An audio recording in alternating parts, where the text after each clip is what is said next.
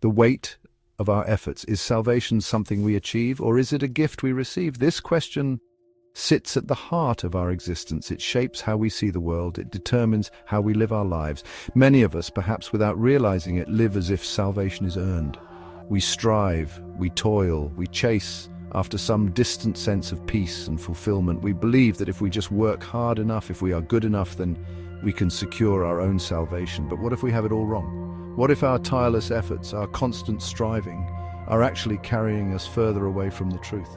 What if true salvation is not something we grasp for, but something that has already grasped us?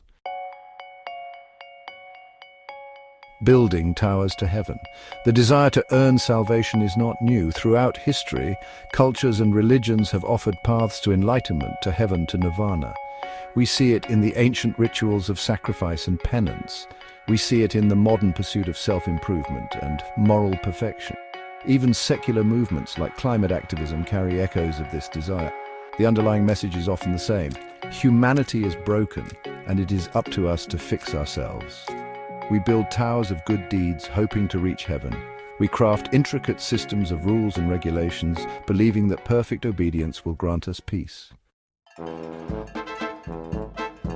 The fatal flaw of self-reliance.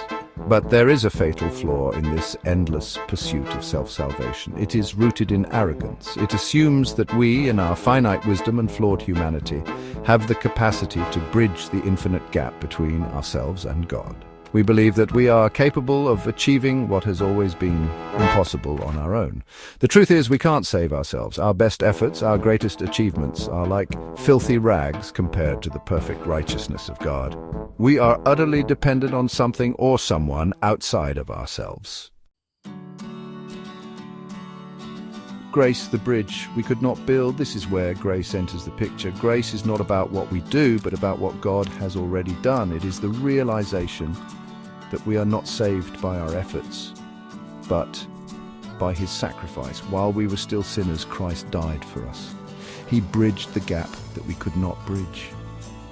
He offered us a salvation that we could never earn. This is the radical message of the Bible. God came down to us. He didn't wait for us to clean ourselves up or get our act together. He saw us in our brokenness, in our need, and he loved us anyway.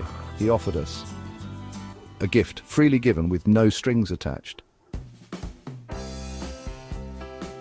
Accepting the gift. Salvation, then, is not about climbing a ladder to heaven. It's about recognizing that the ladder has already been thrown down to us. It's about surrendering our pride, admitting our need, and accepting the free gift of grace. Take a moment to reflect. Are you trying to earn your salvation? Are you exhausted from the endless cycle of striving and never quite measuring up? If so, I urge you to let go. Accept the gift that has already been given. Rest in the finished work of Jesus Christ. You are loved, you are forgiven, you are saved.